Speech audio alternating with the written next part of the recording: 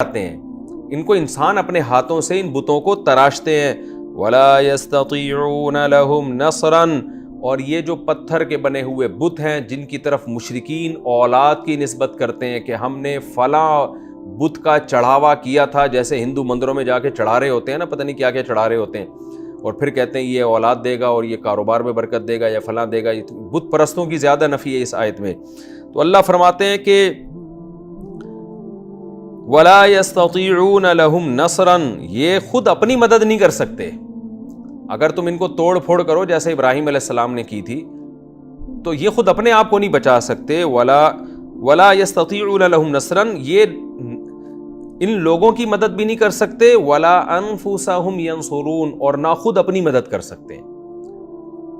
یعنی لوگوں کی مدد تو دور کی بات، جب تم ان کو مارو گے پیٹو گے یہ اپنا دفاع نہیں کر سکتے. وَإِن تَدْعُوهُمْ إِلَى الْهُدَىٰ، اگر تم ان کو سیدھا راستہ دکھاؤ گے، لا يتبعوکم، تو یہ فالو نہیں کر سکتے. آگے آیت میں آ رہا ہے اس لیے فالو نہیں کر سکتے کہ ان کو تمہاری بات سمجھ میں ہی نہیں آ رہی ہوگی. تو جو خود سیدھے راستے پہ نہ چل سکے، جو بھگوان، جو بت، جو معبود، وہ تمہیں سیدھا راستہ کیا دکھائے گا؟ وہ تو گمراہی کا ذریعہ بنے گا. اگر تم ان کو سیدھا راستہ دکھاؤ گے، کوئی گائیڈنس دو گے، یہ تمہیں فالو نہیں کریں گے. سواء علیکم، تم پر یہ برابر ہے، ادعوتموہم، کہ تم ان کو پکارو، ام انتم صامتون، یا تم ان کے سامنے چپ کھڑے رہو، یہ تمہارے حق میں برابر ہے. تمہاری مراد نہ ان کے سامنے چیخو پکار سے پوری ہوگی اور نہ ان کے سامنے خاموش رہنے سے پوری ہوگی. ان کا وجود و عدم تمہارے لیے برابر ہے. یعنی تم ان کو پکارو گے تو بھی کچھ نہیں ہے، نہیں پکارو گے تو بھی کچھ نہیں ہوگا، کوئی نقصان نہیں دے سکتے تمہیں یہ. پھر آگے قرآن بہت واضح طور پر ان بتوں کی برائی بیان کرتے ہوئے کہتا ہے ان الذین تدعون من دون اللہ. دیکھیں یہ آیتیں ہمیں وجد نہیں دلا رہی، لیکن جب کوئی بت پرست ان آیتوں کو پڑھے گا تو اس کا دل اندر سے ہلے گا. اللہ کہتا ہے ان الذین تدعون من دون اللہ، اللہ کو چھوڑ کر جن کو تم پکارتے ہو، عبادن، یہ غلام ہیں، بندے ہیں، امثالکم، تمہارے جیسے. تو تمہاری طرح کے عباد ہیں، عبد کی جمع بندے ہیں، غلام ہیں. اللہ جیسے تم پر اللہ کی مرضی چلتی ہے، ان پر بھی اللہ کی مرضی چلتی ہے. جتنے تم عاجز اتنے یہ بھی عاجز، بلکہ تم سے بھی زیادہ عاجز ہیں. تو جیسے دوسرے مقام پہ آتا ہے فدعوہم، بس تم ان کو پکارو، یہ تمہارے جیسے ہیں، تم ان کو پکارو. فلیستجیبوا لکم، ان کو چاہیے تمہاری پکار کا جواب دیں. جیسے ہم کسی کو سمجھا رہے ہوتے ہیں نا، بھائی یہ تیرا کام نہیں کر سکتا، اگر چل ٹھیک ہے اس کو کہہ کے دیکھ تو، اور اس کو چاہیے کر کے دکھا دے تیرا کام. تو بالکل یہی انداز اللہ نے اختیار کیا ان بتوں کے بارے میں کہ فلیستجیبوا لکم، ان کو چاہیے کہ تمہاری پکار کا جواب دیں. چپ کیوں بیٹھے ہیں یہ؟ ان کنتم صادقین، اگر تم اپنے دعوے میں سچے ہو، تم اگر یہ سمجھتے ہو کہ یہ معبود ہیں، ان کے پاس اختیارات ہیں، تو پھر تم ان کو پکارو، ہم بھی تو دیکھیں کیا تمہاری پکار کا یہ جواب دیتے ہیں. اور ان کو بھی چاہیے کہ تمہاری پکار کا جواب دیں. الہم ارجل یمشون بہا، اللہ فرماتے ہیں کیا ان کے پاؤں ہیں جن سے یہ چل سکتے ہیں؟ یہ یمشون بہا اس لیے کہا کہ پاؤں تو ہوتے ہیں، بعض دفعہ بتوں کے پاؤں بھی ہوتے ہیں، آنکھ بھی، ناک بھی، اس لیے قرآن نے کہا ایسے پاؤں ہیں جن سے یہ چل سکیں. الہم ارجل، کیا ان کے ایسے پاؤں ہیں، یمشون بہا، جن کے ذریعے یہ چل سکیں. ام لہم ایدی یبطشون بہا، کیا ان کے ایسے ہاتھ ہیں جن کے ذریعے یہ پکڑ سکیں یہ کسی چیز کو. ام لہم اعین یبصرون بہا، کیا ان کی ایسی آنکھیں ہیں جن سے یہ دیکھ سکیں. ام لہم آذان یسمعون بہا، کیا ان کے ایسے کان ہیں جن سے یہ سن سکیں. نبی صلی اللہ علیہ وسلم جب یہ آیتیں پڑھتے تھے، آپ سوچیں وہ لوگ جو صدیوں سے بیت اللہ کے اندر 360 بت رکھتے ہوں اور ان بتوں کے نام پہ جانیں قربان کر دیتے ہوں، ان پر یہ آیتیں بجلی بن کے گرتی تھیں آیتیں. تو اللہ یہی کہہ رہے ہیں کہ جن کو تم نسبت کرتے ہو نا کہ ان بتوں نے ہمیں اولاد دی ہے، تو ان بتوں کی حالت تو دیکھو، یہ تمہیں کہاں سے اولاد دیں گے؟ اولاد تو وہ اس نے دی ہے جس نے آدم کو اور حوا کو پیدا کیا، پھر ان میں ملاپ کا جذبہ رکھا اس نے، پھر اس ملاپ کے نتیجے میں نسل در نسل پیدا ہوتی چلی جا رہی ہے.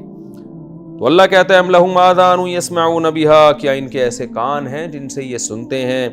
قل، اے نبی کہہ دیجئے، ادعوا شرکاءکم، تم اپنے شرکا کو پکارو، ثم کیدونی، پھر سب مل کے میرے خلاف تدبیر کرو، فلا تنظرون، اور مجھے مہلت بھی نہ دو. یعنی اپنے شرکا کو پکار کے سب مل کے کہو اپنے معبودوں سے کہ بھئی محمد صلی اللہ علیہ وسلم ہمارے عیب بیان کرتے ہیں کہ ان کے پاؤں چلنے کے قابل نہیں ہیں، آنکھیں اندھی ہیں، ان کی کان سننے کے قابل نہیں ہیں، تو اپنے بتوں سے کہو کہ بھائی یہ محمد صلی اللہ علیہ وسلم بہت ظلم کر رہے ہیں ہمارے خلاف، ہمارے اوپر، تو سب مل کے کچھ تدبیریں کر لو اور مہلت نہ دو محمد صلی اللہ علیہ وسلم کو۔ تو اے نبی آپ خود ان کو چیلنج کر دیں، کیا مطلب؟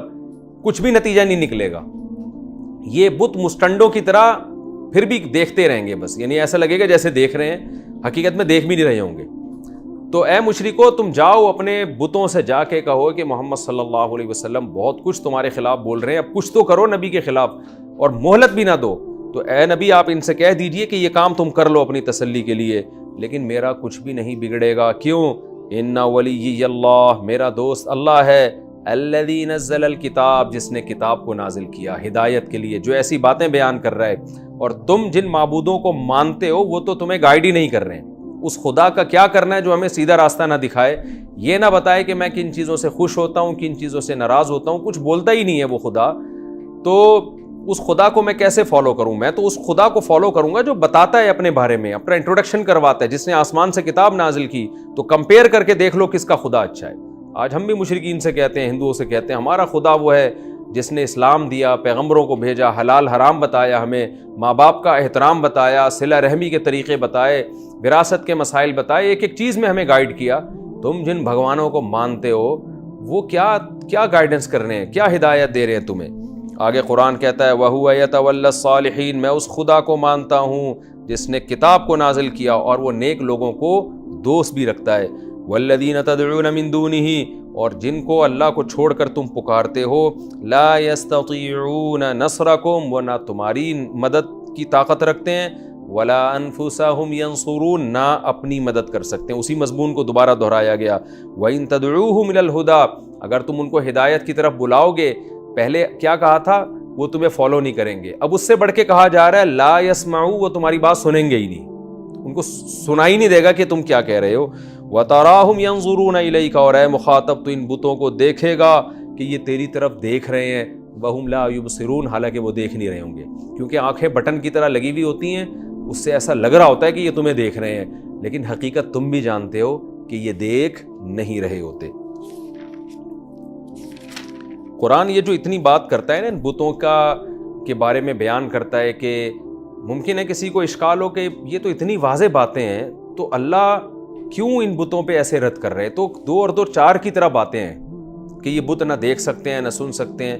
تو اصل بات یہ ہے کہ یہ بات تو بالکل واضح ہے، لیکن جب دنیا گمراہی میں پڑی ہوتی ہے تو اس بیکار بات کو بھی ہائی لائٹ کرنا پڑتا ہے۔ ہم نے دیکھا ہے بڑے بڑے علماء کسی باطل پر اس لیے رد نہیں کرتے کہ اس کی دلیل بہت کمزور ہوتی ہے، لیکن جب وہ لوگوں میں پھیل جاتا ہے، لوگ اس کو فالو کرنا شروع کر دیتے ہیں، تو مجبوراً اس کی غلط دلیل کو بیان کر کے اس پہ رد کرنا پڑتا ہے۔ تو اس لیے قرآن بتوں کا تذکرہ اس لیے کر رہا ہے، اس لیے نہیں کر رہا کہ یہ بت جو تھا انہوں نے واقعی کنفیوژن میں ڈالا ہوئے لوگوں کو اور ان کے برحق ہونے کے دلائل ہیں اور ان دلائل پہ قرآن ڈیبیٹ کر کے ثابت کر رہے ہیں۔ تو بالکل 2 اور 2 4 کی طرح واضح ہے کہ انسان جس پتھر کے بت کو اپنے ہاتھ سے تراشتا ہے وہ نفع اور نقصان کا مالک نہیں ہو سکتا، لیکن قرآن اس حقیقت کو بیان اس لیے کر رہا ہے کہ لوگ اس کو بہرحال نفع نقصان کا مالک سمجھ رہے تھے، اور عرب جن کے ہاتھ میں قیادت آنی تھی وہ 360 بتوں کی عبادت کر رہے تھے، اس لیے قرآن اس کو بیان کرتا ہے۔ آگے اللہ تعالیٰ فرماتے ہیں نبی سے خذ العفو، اے نبی آپ عفو کو لازم پکڑ لیں، کیونکہ آپ جب دلائل کے انبار لگا رہے ہیں آپ کو رسپانس پھر بھی پازیٹیو نہیں ملے گا اور پھر بھی یہ دھمکیاں ملیں گی، تو ایسا نہ ہو آپ جذباتی ہو کے غصہ نکالنا شروع کر دیں۔